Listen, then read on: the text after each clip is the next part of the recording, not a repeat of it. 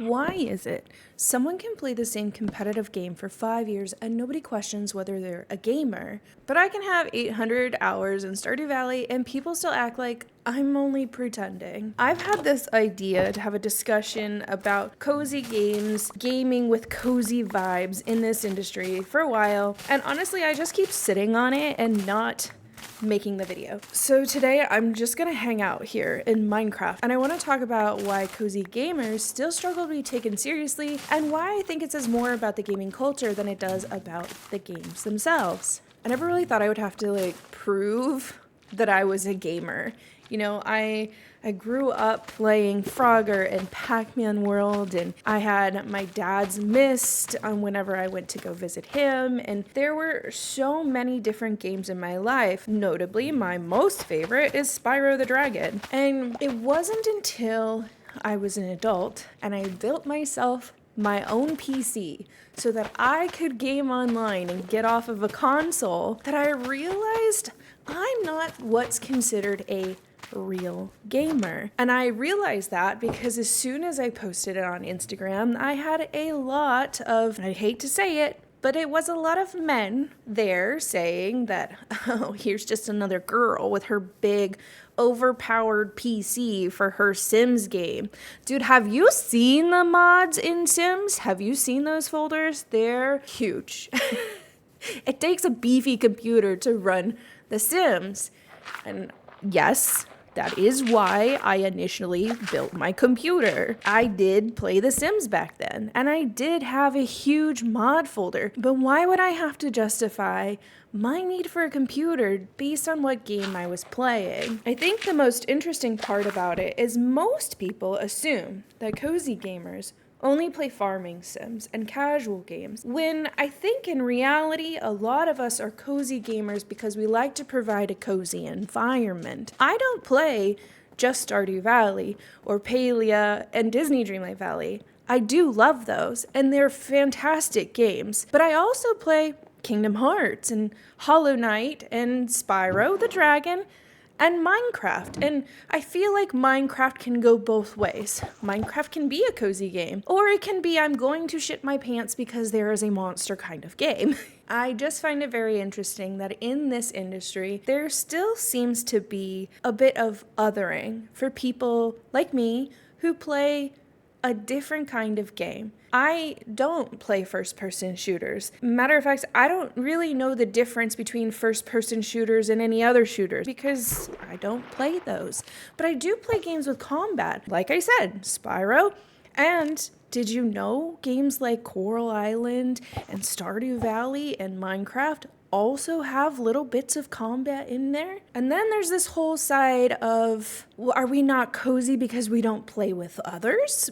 But we do. There's MMOs like Palia and soon to be Loftia, and Coral Island even has some co-op in it. There are so many factors in these games that qualify you as a real gamer that you also find in our cozy and casual games as well. Sure, you're not going to find an esports team that is playing in Stardew Valley. I mean, if you want to do a Stardew Valley speedrun esports team, I'm in. Let's do this. But even at places like DreamHack, they're starting to recognize us. I'm not going to lie, I was so excited last year when I was invited to play Stardew Valley on the showroom floor at an esports convention. I finally felt like maybe we're being seen.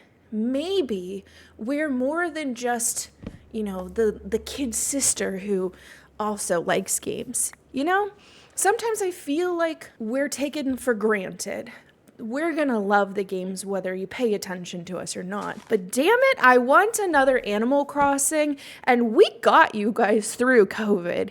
So please, recognize us over here.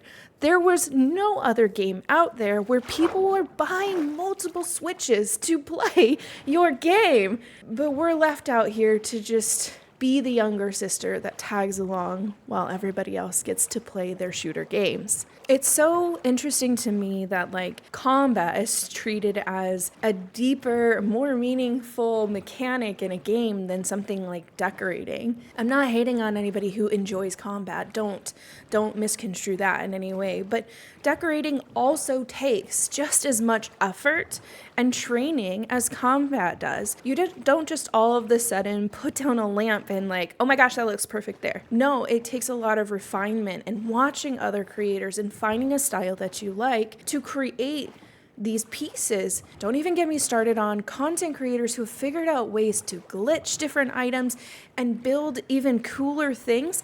I saw this guy on Twitch not too long ago, and he's figured out how to make entire Star Wars vehicles in Palia in the build mode. This is the kind of stuff I'm talking about. We are exercising, we are practicing something that is different and learning and expanding our own imaginations through these games, but we're seen as less. Winning in video games is treated as something more meaningful than being creative. Fast reactions are respected more than planning in games. Competition is taken more seriously than any kind of cooperation, and difficulty is often confused with quality. Now, I'm not here to hate on any of the other games. I just want to sit at the same table. I want sponsors and conventions and, damn it, the video game companies, I'm looking at you, Nintendo, to take us just as seriously. We want to sit at the table. I don't even know how else to say that. We want to sit at the table. We want to be part of the discussions. We want to be part of your content creation teams. We arguably have better retention than most gamers because of the environment that we cultivate. So you might be looking at content creators who have high CCVs because they're doing some sort of massive competition in esports and there's some kind of tournament going on, right? So they might have a really high CCV when they are actively streaming, or they might have high views when they beat that speed run on YouTube. I would like to point out that I feel like that is their strong point. High viewerships and max intensity moments seems fairly normal to me. But you know what else is normal? Is on the cozy content side, is we have a lot of people who just want to hang out. We have people who just want to wrap up in their blanket and listen a little while. Maybe we don't have the most active chat, but that's the environment we create. We're your best friend on a video FaceTime call while you get your dishes done. So maybe those high velocity, high octane kind of games are really good at view numbers and active chats.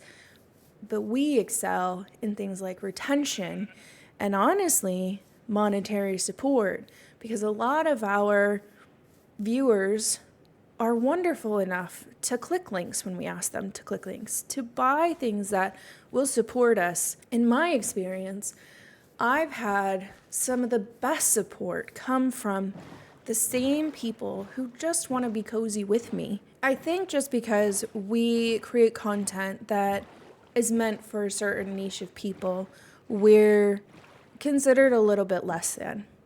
Like, cozy is easy. But just because we're labeled cozy does not automatically mean it's easy. When you hang out here, especially on my own channel, if you watch any of my 100% or 100 days videos, those videos take anywhere from about 60 to 80 hours to produce. And that was just the video. That was just the editing. That wasn't any kind of research or past experience that I had done prior to. There's a lot of planning There's a lot of research in making sure that I hit every single goal that needs to be hit before the end of the year. And granted, there are some where I didn't hit my goals because, you know what, your girl forgot. I forgot there were things that I needed to do before spring ended. And sometimes that happens, and that's okay. But we have to look at planning out profitable farm layouts. I'm not all about that like min-maxing. I'm not good at that. But there are people who are really, really good at that. And they don't just get good at that overnight. You're not just born into this cozy min-max lifestyle. You have to learn it over time. You have to do the research. You have to get into the wikis and the discords and talk to people. We're out here managing resources and limited inventory. We're completing collections and designing builds. We're out here optimizing daily routines in Stardew Valley so we can have maximum mayo production, okay? On top of that, we're also managing the economies and relationships in games and learning all these intricate things that these game developers have handed to us on their silver platter. While our games may not punish us for failing, I mean, some do punish us, but most don't, or most are at least gentle parenting us in our failure. But it doesn't mean that there's nothing to master in these games either. I've heard recently a lot of people calling cozy games casual games, and I almost don't like that even more, because casual almost feels dismissive. While it's not technically an insult, I feel like it gets used as a less than type of verbiage. I'm not so sure I would agree it's casual when we've got people out here building entire guides and mod packs and elaborate builds and videos and spending hundreds, if not thousands of hours in single games. We use the word casual to describe the player when often what we mean is the game does not revolve around combat or competition. But it almost feels like we're lessening the amount of effort that actually did go into playing that game or producing that content piece. And then there's the whole other uncomfortable side of the gender piece in this equation. Typically, the gender is considered very feminine. I do know some masculine people and some non-gendered people who play cozy games, but even they get flack for playing a quote-unquote girls' game. For some reason, things like fashion and relationships and decorating automatically equal feminine and automatically equal cozy. And anything that is curated around cutesy art styles, domestic spaces, again, are immediately cozy. Even when we have things that revolve around vampires and witches and zombies, such as Moonlight Peaks, that one's just creepy cozy. So now we're like, oh yeah, cozy doesn't quite fit that one.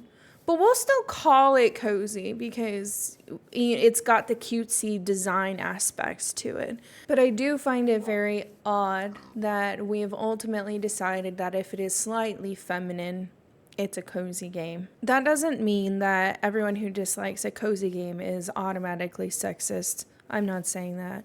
But I do think that games associated with women or younger players often have to work harder to earn any kind of respect in this sphere, and it's almost damning for them to be labeled cozy if they want to have any kind of recognition on the larger playing field. And I do feel like right now we are being targeted in the industry. Some of you out there have seen how well Animal Crossing sold and how much money Sims players are willing to fork over to play a cozy game. And now, all of a sudden, if it has farming, has pastel colors, or cute animals, we're going to slap that cozy label on it because then it will sell. Cozy players, though, we do have expectations, and I think we can be pretty brutally honest about our feelings about cozy games. I like to cover cozy games on my Cozy Finds every Friday, and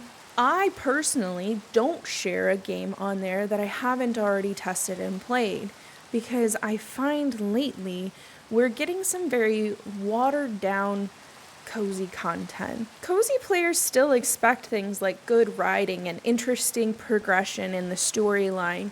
We want polished mechanics. We've had enough of broken games with Sims 4. Thank you very much. That's why a lot of us actually have left The Sims, is because we're tired of always having to fix it. I'm good. We want to see more meaningful relationships. We want accessibility in our games, and we want enough content to fall in love with characters again. And most importantly, we want a finished product, because I feel like it's become the norm to ship out games that aren't done. Features are promised, but on day one, those features aren't there. And it's not until we're 6 months to a year out on all of the sudden, we're finally getting that one thing that we wanted in the beginning. I actually am not going to name them. Recently noticed there was a game that I really enjoyed.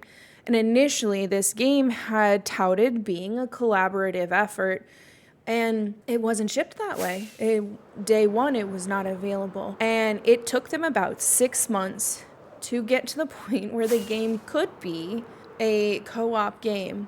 And then 2 to 3 months later, all of the servers were shut down, and that ceased because there wasn't an active player base, because it took you too long, because we have already moved on to other games like Loftia that could provide us with that cozy MMO experience that we were hoping for out of your collaborative game. Sure, there are some games who have been able to make those kinds of updates and changes over times and survived, but they gave us a meatier game to begin with that we were okay to wait and hold on for that. Just because we want comfort and coziness, a little bit of warmth in our game, doesn't mean we have lower standards. And honestly, I would love to see a chart. If somebody ever finds one, feel free to drop it in my Discord, tag me on Twitter, wherever you want.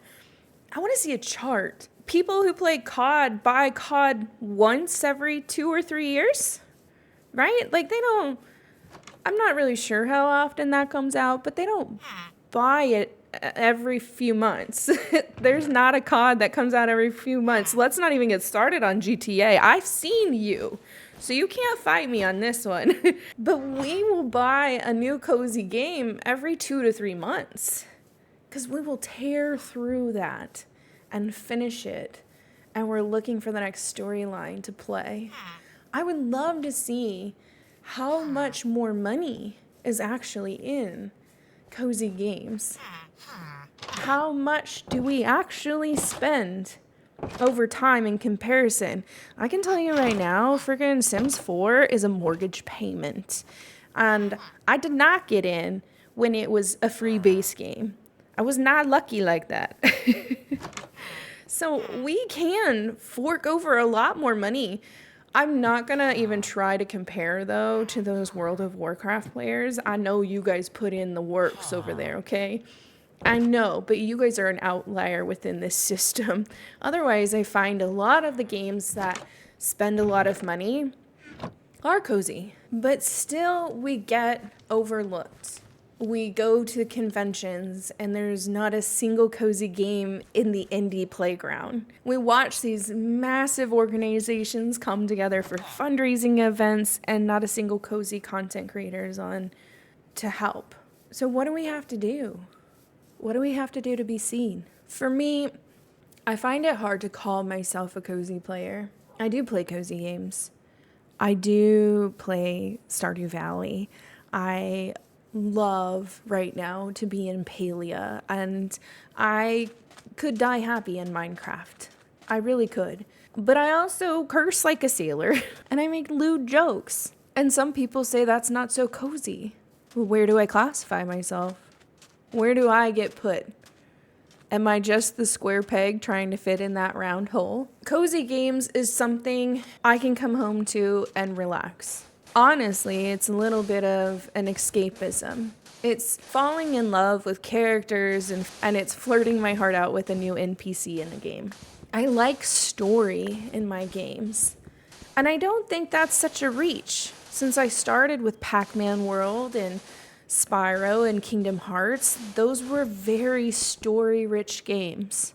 I like platformers and creative freedom to build in a world, that only has the limitation of my own imagination. And honestly, one of my favorite comfort games is Papers, Please.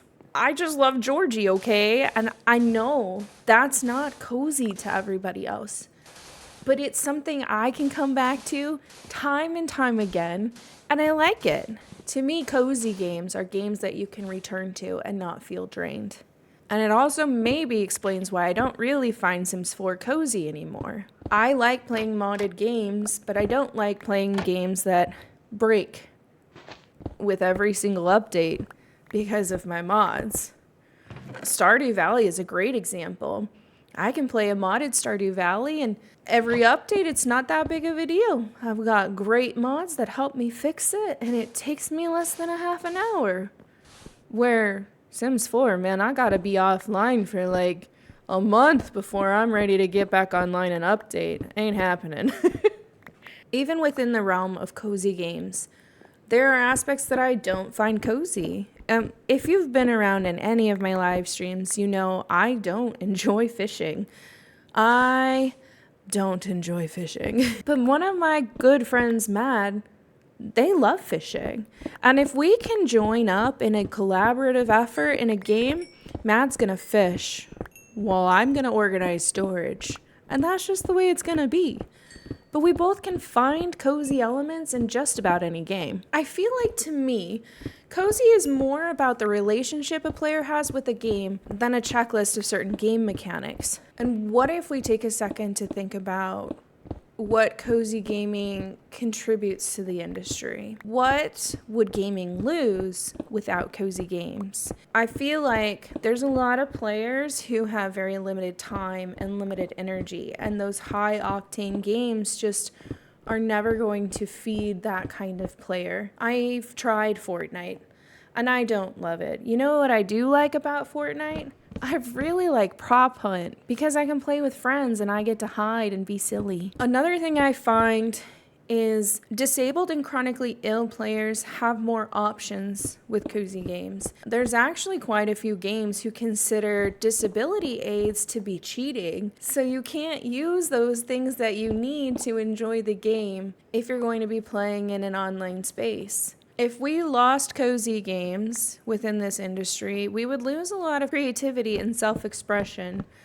I don't see very many of those other games with any kind of self-expression. Some of them even pick the skin that you have to wear when you log in, and you don't get a choice unless you buy something. And even then, those are curated skins. It's not like an outfit you can change and be who you want to be. I also feel like there's a different set of accomplishments in cozy games. There's more step-by-step progression. And I think that step-by-step actually helps in developing better routines in real life than just go out and shoot this many times. In the end, I don't really understand why there's hate for cozy games and cozy gamers, and why cozy gamers aren't as valid as everybody else, because cozy games are not taking anything away from gaming. Ultimately, they're showing us how much more gaming can be. And really, if you think about it, I think you could argue that every game on the market could be cozy, because cozy is your opinion. It's how you feel as you play it. I think you could argue that World of Warcraft is a cozy game. They have story progression, and I'm pretty sure they have a fairly elaborate character creation. I'm really not sure. But you know what else does? Baldur's Gate. Baldur's Gate has a great amount of character creation in it. And sure, I have ragged on the shooter games a little bit in this one, but they also have a lot of achievements and things to strive for in their dailies and weeklies. So what if we're all just a little bit cozy? I don't think cozy gamers need to prove that we can survive a difficult boss fight before our interest deserves any kind of respect. We play games. We care about games. We spend entirely too many hours reorganizing digital storage chests. And that honestly sounds like gaming to me. I love that, especially in Minecraft. I would love to know what game feels cozy to you, especially if it's something that normally wouldn't be considered cozy. And I hope you guys liked this. I know it's a little different from my usual content, but sometimes I just want to talk about what's going through my head and not have to do it in a scripted way or in a live stream and maybe not in the most comedic, funny, entertaining way. I just want to talk to you. If you enjoyed this, please let me know, because I got a lot of stuff on my mind. I got a lot of shit to say. If you want to hear more of my gabbing, more off the cuff, I do stream almost every day at 9:30 a.m. Eastern, or you can always just hang out in one of my videos here on YouTube. And I'll see you guys in the next one. Bye, friends.